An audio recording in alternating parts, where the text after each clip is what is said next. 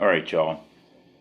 Of the three big races coming up Saturday, the Wood is going to be the first one going off at 4:45 Eastern Daylight Time in Queens um, at Aqueduct.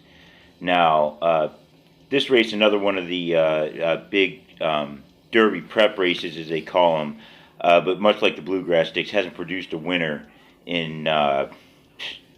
It's hard to believe it. It's been 2 decades. 2000. Fuseichi Pegasus. Last winner of the Wood. They've had some other good horses like Empire Maker come out of there.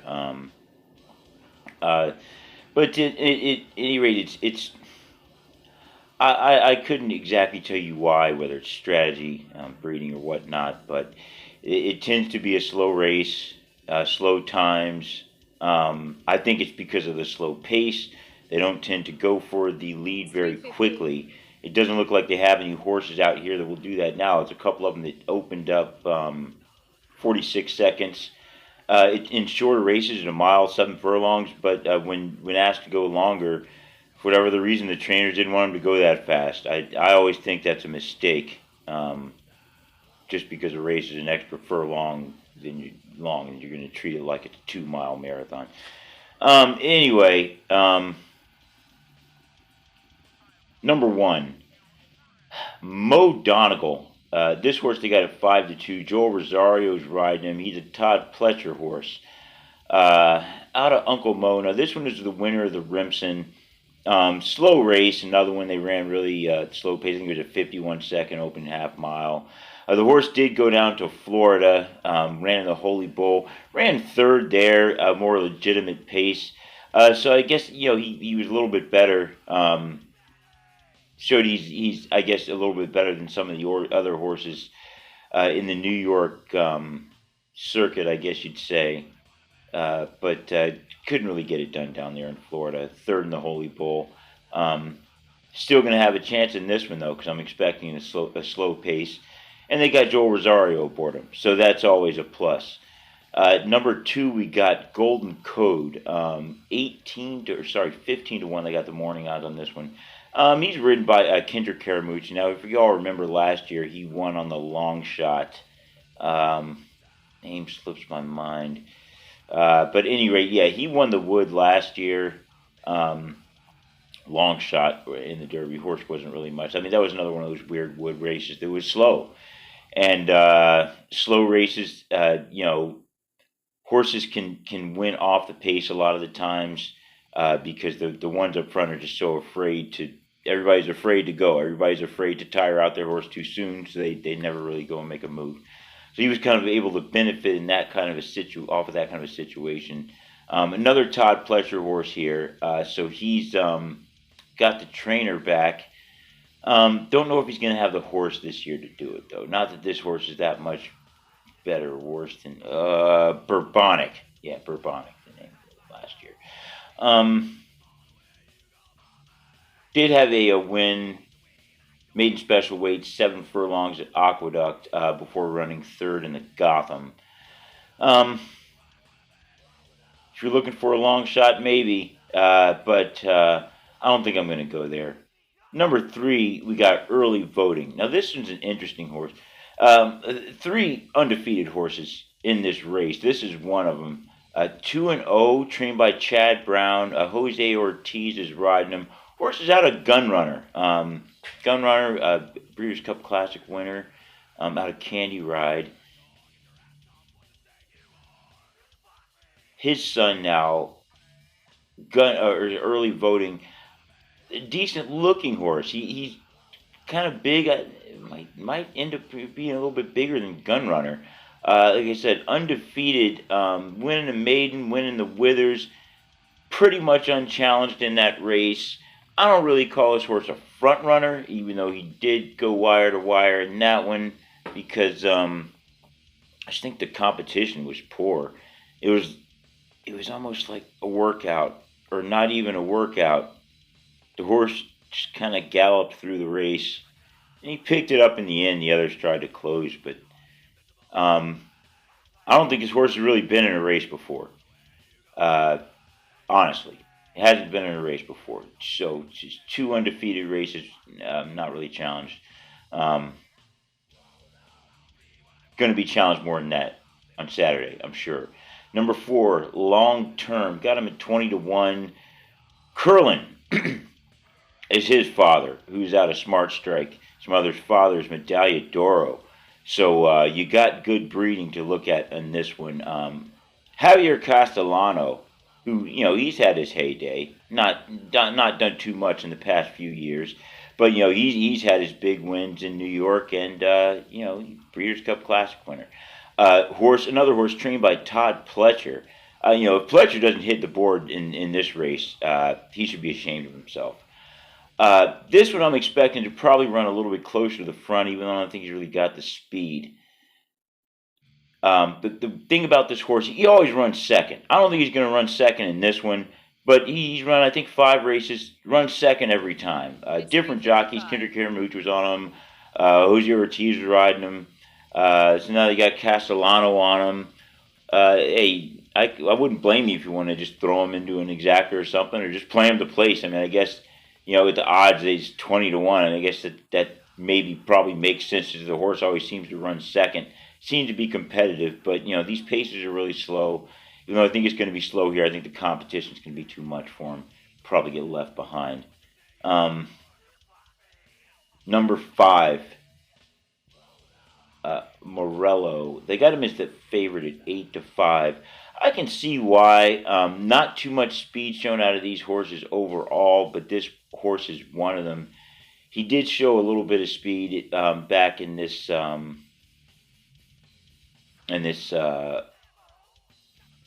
furlong. 7 furlong he got done. Not much competition, but got that done in a decent time. Went on to win the Gotham. Got to win the J. Winkfield before that. But the Gotham Stakes, mile and 139, not impressive. Got Jose Lezcano riding him, Stephen Asmussen trading him. He's out of Classic Empire, which is a Pioneer, the Nile horse. Decent breeding, I guess you would say. I can see why he's the favorite. I think it's a lot based on that 7 furlong race and then the win in the Gotham and the J. Winkfield. Those are okay, but the 7 furlong race kind of shows his ability to get at least succeed 7 furlongs. Now, if this 9 furlongs are going to be running on Saturday, I'm not sure. Lezcano's been around forever, so he's good. He's not a great jockey, but he's good. Asmussen's a good trainer, of course. We know him, so you can see why he's a favorite. Going to be competitive. I don't know. Though. Another undefeated horse, 3-0. So you said not much competition, but we'll see.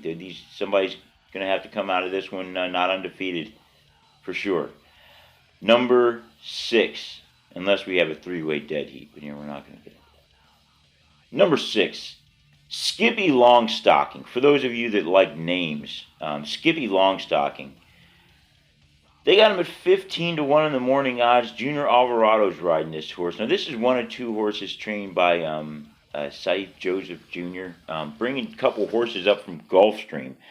I guess he noticed something I noticed, that the competition in Gulfstream was pretty tough, and the competition in New York seemed to be pretty weak. So I guess he figured he'd bring a couple of Florida horses, and not Florida-bred horses, but Florida Gulfstream horses up to New York and try to get some wins. I like the strategy, definitely. Don't like the jockeys he brought with him, though. This one's got Junior Alvarado.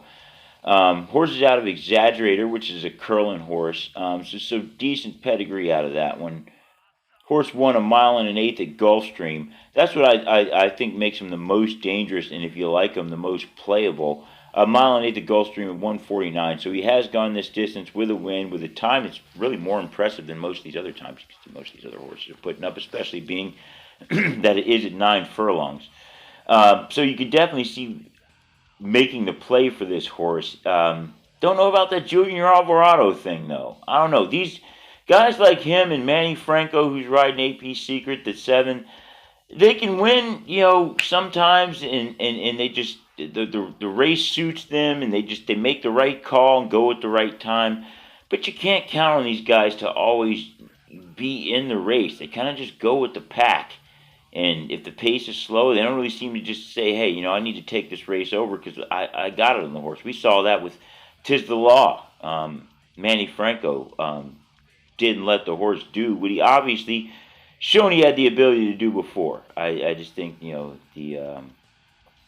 sometimes the moment gets to some of these guys in these big races, and they just, they don't let the horse do his thing.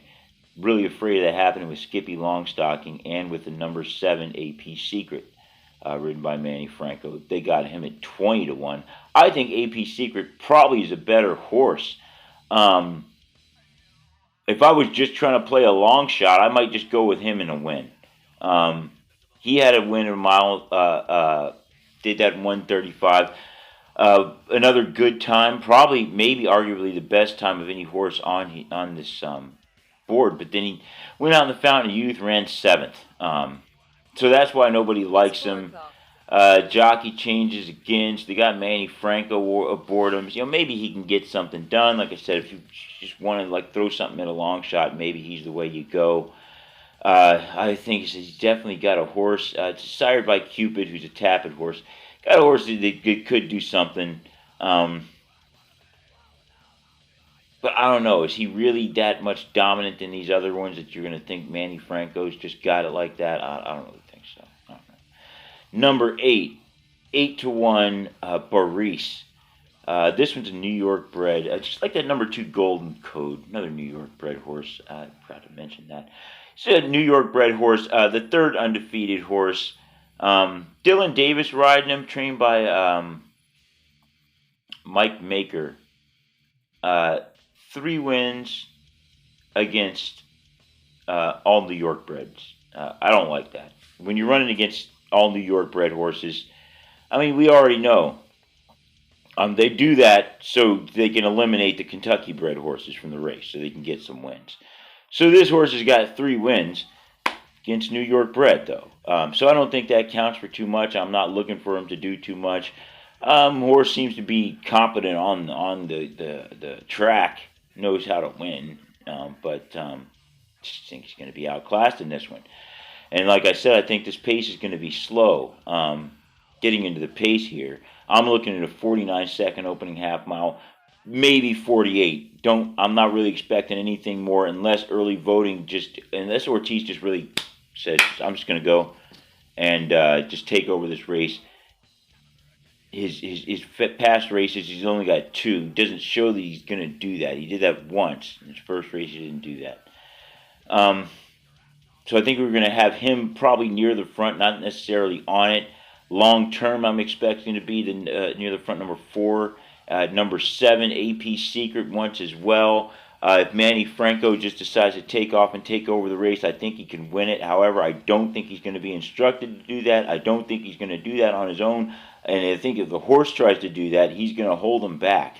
So as much as I like the horse, AP Secret, I think him being out front is going to hurt him in this one. I'm expecting the number 2, Golden Code, to be in there as well. The other ones I expect to be off the slow pace. The 1, the 5, the 6, and the 8. Mo Donegal, Morello, Skippy Longstocking, and Boris. I do expect, when the time comes to get going, I'm expecting early voting to make the move, whether he's sitting off the pace or whether he's controlling the pace. I like him to run away with it. Not big, I guess you would say, but I think he's going to get the lead and kind of head home. He's a big horse. I don't think the other ones will be in that great a position. I think the rest of the ones up front, though, will have held the horses back too much, and by the time they want to go after early voting, you're going to be too late. I think they're going to get past. I got the number 5 running second, Morello, the favorite, Jose Lezcano. Stephen Asmussen, like I said, I like the times the horse was able to put up. I think he's going to be in the wrong position in this one. I got the number 1 running third, Joel Rosario, Mo Donegal. I think it's going to be close, but I think he comes up a little bit shorter because of the speed and the speed thing. I think Morello's just a little bit faster horse. So I got Mo Donegal running third, and then in 4th place, I really fought over this one. It's tough to really pick a 4th place horse. It's hard enough to pick the winner of a horse race. let alone second, third, and then fourth. But in fourth place, my initial instinct was to go Skippy Longstocking. Um, I started talking myself out of it, Junior Alvarado, and these third and fourth, the jockeys usually the ones that get it done. The lesser jockeys don't manage to get their horses in there, so it's kind of thinking about just going Castellano. But usually the first instinct is the correct one. So I'm going six, Skippy Longstocking in fourth. So that's how I'm calling it, 3-5-1-6. Early voting up top. I got going to the Kentucky Derby. Once again, let me know what you think in the comment section below. I don't think this one is. I expect a little bit better of a race than the Bluegrass, but I don't think it's hands down. You can give it to any one of them. The morning odds kind of tell you that when they got an 8-5. I don't think Morello should be 8-5 because you got early voting at 5-2, and you got Mo Donegal at 5-2. There's no way that goes off that way with these other ones. They're calling them 20-1s. They're going to be 50, 60, 70-1s if it ends up going off that way. So you're going to want to watch the odds in here. I am expecting, it's going to be a lot of money. It's in New York. It's going to be a lot of money in the pot, which means long shots are going to be big. If you do like a long shot, AP Secret, like I said, I like the horse, and maybe Manny Franco gets it done. But I'm going 3-5-1-6 early voting.